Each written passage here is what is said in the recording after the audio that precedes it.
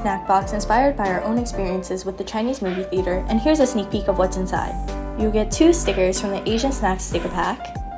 Here is a mini moon cake with white lotus seed inside from Feda. Next is some black sesame paste for some DIY black sesame ice cream from Saucewerf. Very delicious, very yummy. Next, we included some lychee rose black tea from Sun's Organic Garden, perfect for your next movie.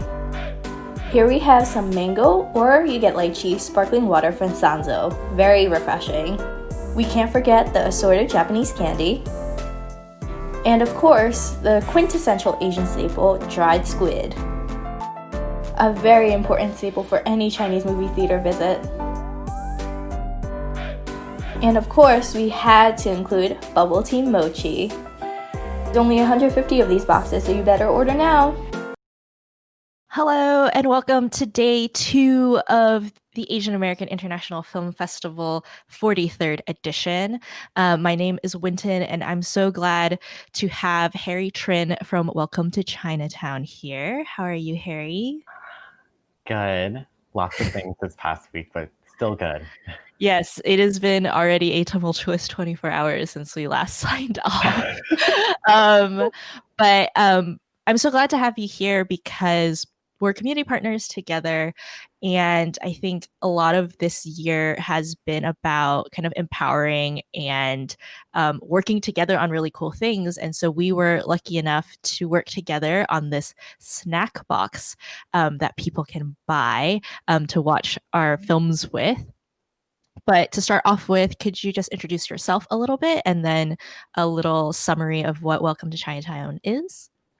Yeah, so again, my name's Harry Trinh. I'm head of creative of Welcome to Chinatown. My background is mostly in experiential design, so thinking about like space activation, exhibition design, retail design.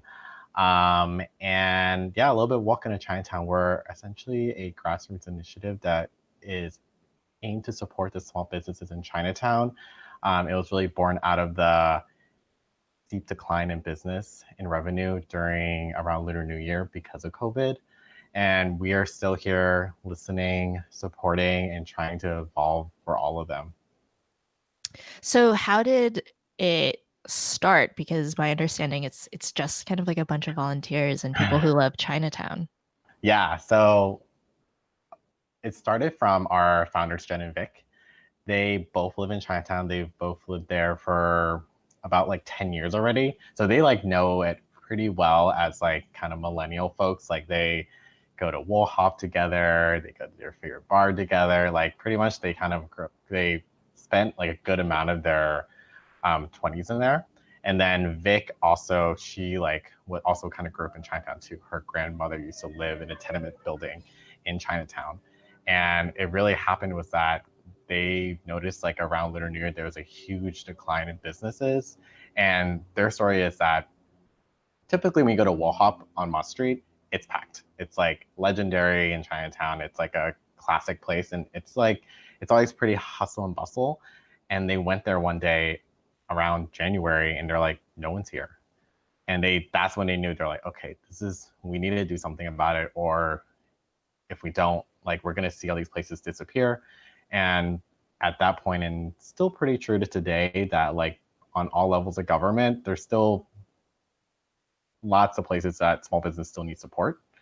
And that's how we kind of formed. All of our volunteers have really just reached out to us and they're like, hey, we see that you're doing a really cool thing with Chinatown and we want to help out. So a lot of them are just like strangers that we met on Instagram essentially.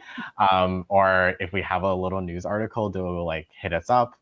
And then also some of them are friends that we knew from like past, like from college or from high school and college. So really it's a bunch of people that just want to come together and help Chinatown. Yeah, I mean, I think what's been really so inspiring about the work that Welcome to Chinatown has done, but a lot of kind of volunteer groups that have kind of just come together in the midst of all of this craziness is like that it's community just coming together without, having to know every person, which is, I think, just such a great indication of the strength that we have and kind of the opportunities that we have, even I think outside of pandemic and crazy election season. What has been kind of your favorite thing so far? You guys have been around for a couple of months now and gone through a lot of different transitions. What's something that has really stood out to you? I I don't really know. We've done so many things in the past 6 months. It's like kind of wild. Honestly, just getting to know people in the city that kind of just have like the same or like the same love and affection for the neighborhood. Like, me and my boyfriend, we used to go to Chinatown like basically like every other day at this point. We don't live by Chinatown. We live in the Upper West Side. So we'll like trek it down with our big IKEA bags and like get everything and then like schlep it all up. And we had the relationship of Chinatown as like, business customer. And then now, besides for getting to know all these amazing people that are like-minded in different industries too, is that we also get to know the business owners a lot more. And like, it's kind of great just like walking around, like we say hi to each other. They're like, oh, thanks for helping us. And like, just like getting to know them as people. Like really seeing the stories behind like, why'd you open this bakery or why'd you open this like general store? And they have these like amazing stories about like, oh, we immigrated here like 5 generations ago. And like they talk about how they evolved and like their immigration story and then how Chinatown has changed from then to now. Yeah, I mean it's so interesting how we are physically further from people, but I think very much the same for me. I feel like I've been making some more interpersonal relationships and connections through volunteering, but through everybody having to work through these weird times. Could you talk a little bit more about some of the projects that you've done? So there was like a food tour a couple of weeks ago. We have the snack box, but we can talk about the snack box a little bit more later. And then I think the biggest project that you guys have right now is the longevity fund. Yeah, let's talk about that. That's like a huge thing we're doing right now. So the longevity fund was really founded based on the idea of that a lot of the I guess like state, federal, and local loans for small businesses were really not reaching the Chinatown business audience, either through lack of communication, lack of translation, and just like also a lot of businesses just don't have the bandwidth to really sift through really dense like copy. So like even us as English speakers, like we would go through and look at those loans or business grants from different from our like government-based things, and like we barely understood it. We're just like, what do you mean? And at the same time, we also saw that people still want to support Chinatown, and we wanted to give like a different way, like besides for just going there, painting them as like a customer. We're like, okay, we should really set a way for people to kind of donate like a grant money. So like it can be small donations all the way to large donations. And for us, it's just like, it's our extension of like, how do we support Chinatown, not through just buying things, but really just like having the community crowdsource and then also like giving them back to the businesses that really need it. Yeah, I mean, I think mutual aid has been such a key part of everything that's been happening. And it's so great to hear, that the longevity fund is kind of like built for that, right? Built to really help each other out as much as we can. Could you talk a little bit about like what businesses or what the kind of criteria is for businesses to have access to longevity fund? Yes. So Chinatown, for a lot of outsiders, are known for just like really restaurants. But as residents and people that do go there as less of a tourist, like we know there's a huge, like vast variety of businesses, from doctors' offices to herbalists to general stores, hardware stores, bakeries. Um, so for us, the criteria is mostly like we're making sure that the grants go out to a diverse set of businesses. And then within those, we have to make sure the businesses are kind of, how are they communicating with the Chinatown citizens and like what type of services or what type of specific goods that they're providing. So our first round, we have a huge breadth of businesses that we gave to, from a religious goods store to a doctor's office to a herbalist store to a bakery. I can't even think of how many places we've even like. There's so many places that I can't even describe like the vastness of it. Like, so that's what we're really looking at. We're really looking at spaces that are fostering multi-generational relationships. And of course, like just overall, like it's those spaces are made for the community and not made for like a tourist only. Mm-hmm. Yeah. And so beyond the longevity fund, I think what has been so cool about what you guys do is like how we were talking earlier when we were before we were live about like video and social media and all that kind of stuff. How has being kind of a digital first group and kind of mutual aid collective been? And what have you learned about trying to convince people on social media to give money? It's actually been really heartwarming. So people really wanted to support Chinatown. Because when they see Chinatown, they kind of relate to maybe more of like a familial tie, or like where they relate to like, oh, this is what reminds me of home. So actually that hasn't been super hard. What has actually been surprisingly hard is actually coming up to the businesses and be like, hey, we want to help you with our like middle school grade Cantonese. And so it's actually building that trust with them, because most of the businesses in their mindset, they're like always thinking like, okay, if we take something from you, what do you want in return? So it's more of like bridging that trust with them. We're just telling them like, hey, we're just here to help. It's a lot of the younger generation that does want to help you because we really value your business and your presence in the space. So building that trust was actually it's sometimes the most difficult, but the most rewarding. On our social media presence, like it's been amazing how much outpour of support from everyone that, the local people in New York City, or kind of generally the tri-state area, to like people like all across the United States, people from Europe, just like people that just interacted with communities like Chinatown. And then also we had Aquafina also reached out to us and also like added us. So like that was really cool. It's like just getting to know people. They're like, oh, these are places that touched a lot of people. Mm-hmm. Yeah, I mean, it is the community building component, I think, has been the best part of 2020, which is, it's like, we wish, I guess there's a part of me that's like, is this what was like necessary for us to like get to this point? Which kind of is bummer thinking, but at the same time, trying to think silver lining, it has been so lovely to see not just individuals come together, but celebrities, but also like local businesses, larger businesses. And I think kind of like a good result of that is the snack box that we kind of collaborated on. Could you talk a little bit about, what it is and then how it was making it happen? Oh yes, so many fun stories about this.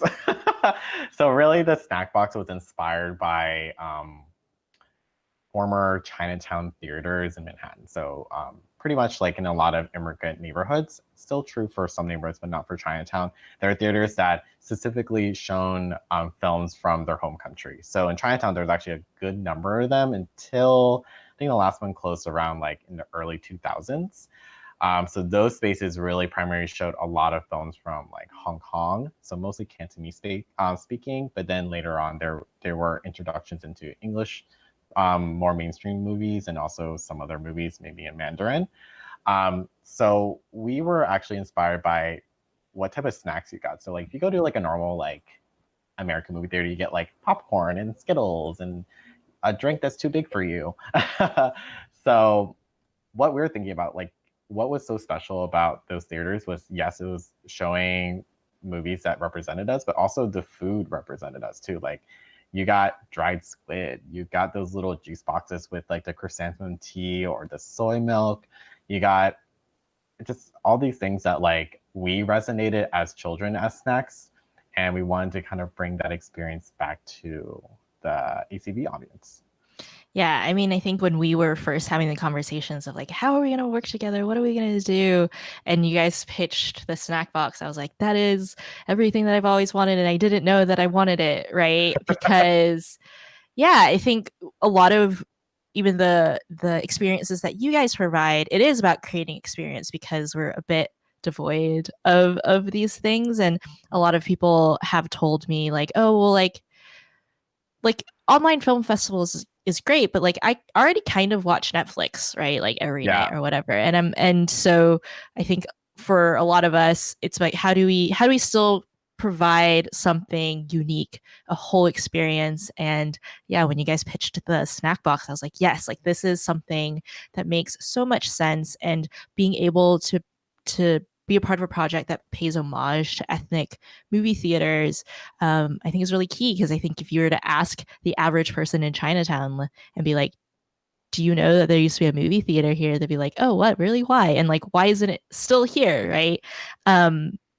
So I would highly recommend people get the box because it is filled with both like childhood, because we had had a conversation where it's like the way that you were thinking of building the box was like half nostalgia and then half kind of newer takes on some of kind of our favorite snacks or kind of our palettes. Could you talk a little bit about, you know, what items made the cut and why? Yeah, so to backtrack a little, all of the things we've sourced, a majority of them were from Manhattan Chinatown small businesses, which is really great. We definitely want to continue supporting them in any way possible. So how we actually divided it was mostly like we wanted the staple things that we knew that was like the cornerstone. So we had the dry squid, and then we had the mooncake just like kind of for the season. So we had some pieces that were like a little bit more, I guess, like classic to the experience. And then looking at the businesses that are in Chinatown, we're like, okay, how can we bring a twist to like, let's say like bubble tea? So we're like, we're not gonna pack bubble tea in there. So what is something that is like a snack friendly version? So like Vic was just like, oh, I have this bubble tea mochi that it's like delicious, and it's essentially bubble tea in a mochi form. So like that's kind of how it happened. So we like took kind of like little kind of like key moments in like our food memories and seeing how we can remix it. So even with the sticker pack we have with the Bao Bei shop, she is a independent Asian American designer in Queens, and she makes all of her stickers inspired by classic snacks that we've had: Pocky, shrimp chips, haw flakes. So we're like, okay, let's like think about like, I don't think we need to put haw flakes in there or shrimp chips, but like, let's put in her interpretation of it. So that still represents it in that way. And we also do want to like spotlight like Asian American creatives too. So that's what we were doing a lot. And then also some things that are a little bit more playful. So we have a DIY sesame paste ice cream kit. So you get a little dropper of concentrated black sesame paste from Soft Swerve. And then there's very quick instructions of how to fold that that paste into vanilla ice cream. So the idea is that like black sesame paste, or which I understand is like what I remember from it is more of the like the hot drink of it, which is Jima Wu. So like we're like, okay, well this is already great that it's cold. And then also you get to make it too. And it's also a cool new neighbor, like a cool new ice cream shop. And the ice cream owners or the ice cream shop owners also both grew up in Chinatown. So it all kind of comes back full circle for us. And then some of them are like, just like, oh, we have candies in there. It's just like us envisioning like, you know, I don't really like Skittles, Right. but I want this candy instead. So we're like, how can similar packaging styles can kind of just like mimic what a traditional American theater is, and how can we kind of replace it and kind of like think about it in an Asian American lens? Yeah, I mean, I think it is such a well curated box, and like it is whatever you need: sweet, salty, a little like, you know, get a little DIY action into it. it is, yeah, it is that experience, and it is that community, and all of the revenue is going to go into the longevity fund, which is Yep. amazing and perfect. So highly recommend buying the snack box. So Welcome to Chinatown is also part of our pop-up market. So our pop-up market this year was our attempt to try to connect to local businesses and artists as well.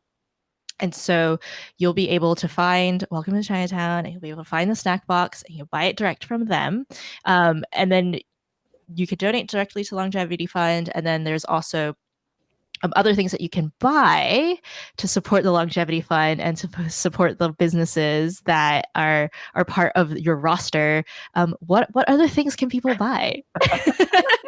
I mean, it's like a real HLN, like home shopping network I know, I love moment. it. I wish we had those like QVC like graphics on the side. Yeah. Just call now for 10% off.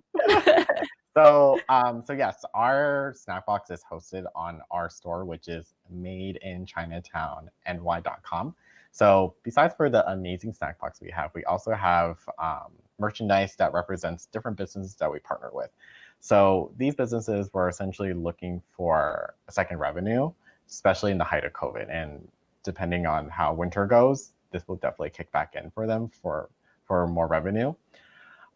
So we have anything from, we have this really cute mug. I don't know if you can see it, but we have a Jing Fong mug that is like an illustration of their legendary, like super massive dining hall. So if someone hasn't been there yet, it's essentially you go into like a glass door, you go up these like very modest escalators. All of a sudden, there's like gold molding, and then you're like in dim sum heaven. All of a sudden, there's like, it looks like a city block of just tables and dim sum carts and like Chinese molding everywhere. You're just like, this is great. So we did a collection with them. So we have the mug, and we also have for your chilly months, we have a sweatshirt that has little homages to like some experiences you have there and having dim sum. So this is the stamp,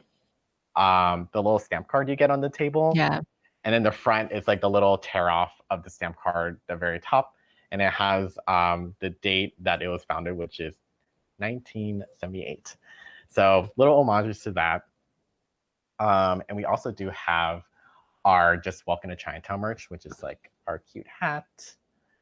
And also our sweatshirt that is embroidered, the matching hat. So the stuff that we have that's just Welcome to Chinatown branded, that goes to overhead costs, that goes to supporting our general operations. And then each business that's represented in a collection, that money goes directly to those businesses. So for example, if you buy the Jing Fong mug, it goes to Jing Fong, and it helps them cover overhead charges, rent, anything that they really need for that month, like it goes to them. Highly recommend you to look through our whole site. We tend to release a new collection at least once a month. So we do have a few in the works right now. I can disclose a few of the businesses. So we have one that's named Cha Tan Tang. So that's the Cha Tan Tang on Mott Street. So we're working with them. We're also working with Egg Glue right now. They're a egg waffle ice cream place that is kind of on the backside. And then with our other merch, with partnership with Pearl River Mart, we also have like our Hop Key mug and t-shirt. We have more Welcome to Chinatown special edition stuff there too. And then they're also planning to launch a winter collection that also has more businesses that we're working with and representing. Yeah, it's so exciting. And yeah, it's sort of those things where, we're all going to have to holiday shop because I think everybody deserves extra presents this year if you can. Yes. And there's just so many ways to support our community while, again, getting great things. So buy the snack box, buy the merch, check out the rest of the pop-up market. All of the entrepreneurs and businesses in our market this year are API, and about at least more than half of them are local New York businesses. So buy from them, get your like stocking stuffers and all of those things. Our market is presented by Pearl River Mart, and we really have always been so inspired by them. And we're lucky again to work with them, and I feel so lucky to work with you and your whole team. You guys have been such a great kind of example of what we as a community, and but also we as younger people who may have skills that some of these older business owners might not have, can help and provide with. And as things change in Chinatown or in any of these cultural enclaves, it is so comforting to know that like we're going to keep the community and the culture alive. And it's just it's good to know when you're like entering Chinatown that like everything is gonna be kind of kept for us. Woo, excuse me. So yeah, any other kind of things about Welcome to Chinatown or the stuff coming up that you want to share?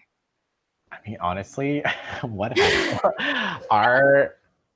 our content calendar and just our general calendar moves so quickly. Like people will hit us up like maybe a few weeks after, like, you want to do this? So Yeah. in full honesty, I don't really know.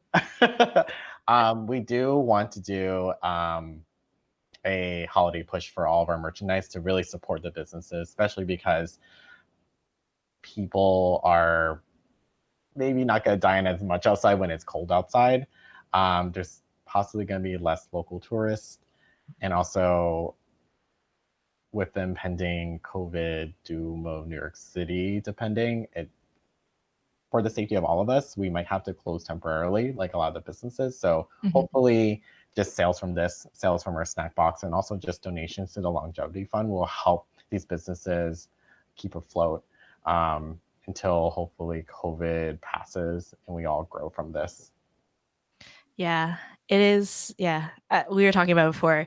I do have some fear for the colder months, but Yeah. I am also again comforted and excited to see what we're all going to be able to do in the future to help each other out.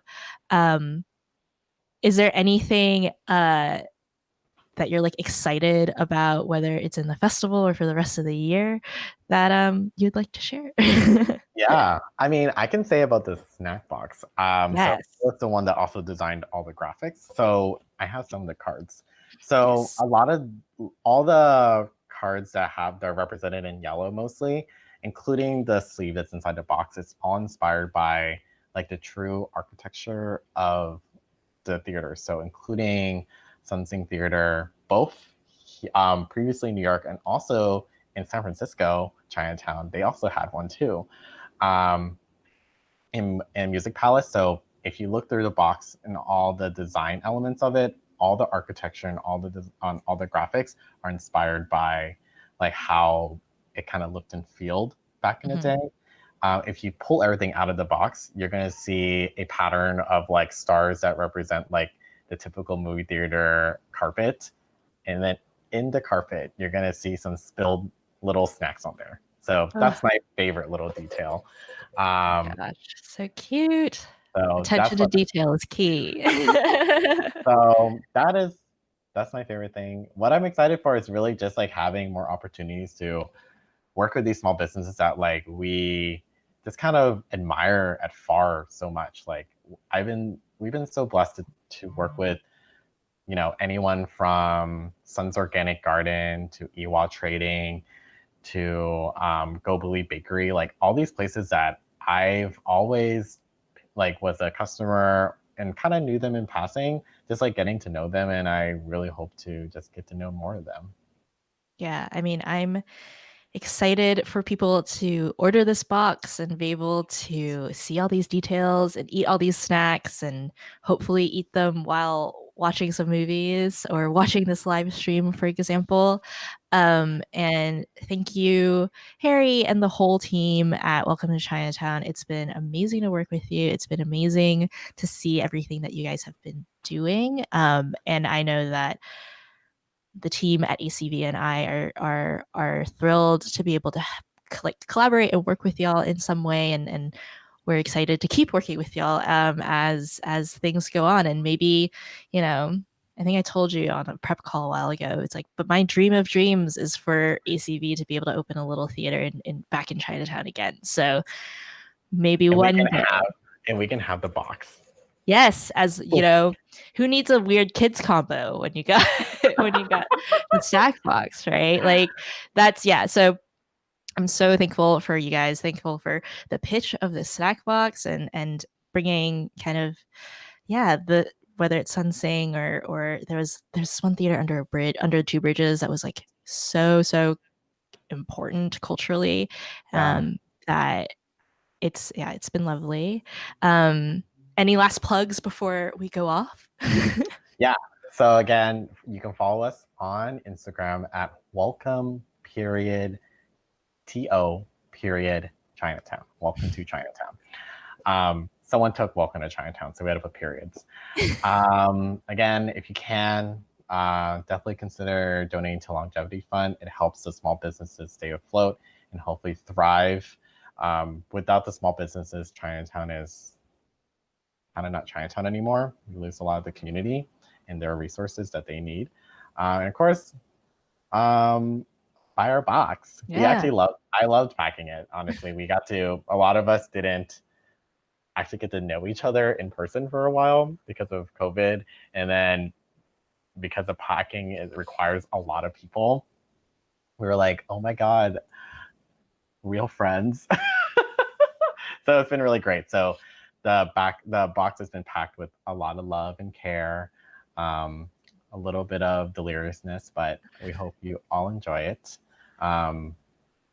We have a limited number, so if it's gone, it's gone. And then maybe one day it'll pop up in your magical theater. Yeah, hopefully. But go and buy the box. It's not going to last forever. It's a limited number. Don't get caught with FOMO. Don't get caught craving, squid snacks while you're watching a movie, and then know that you missed out. You missed out on this beautiful box. Honestly, I will be keeping the packaging because it is beautiful. But thank you so much, Harry. We'll definitely talk soon. But thanks again for the box, and thanks for just being an amazing force for the Chinatown community. Thanks for connecting with us. So humbled. All right. Thanks, guys. Bye.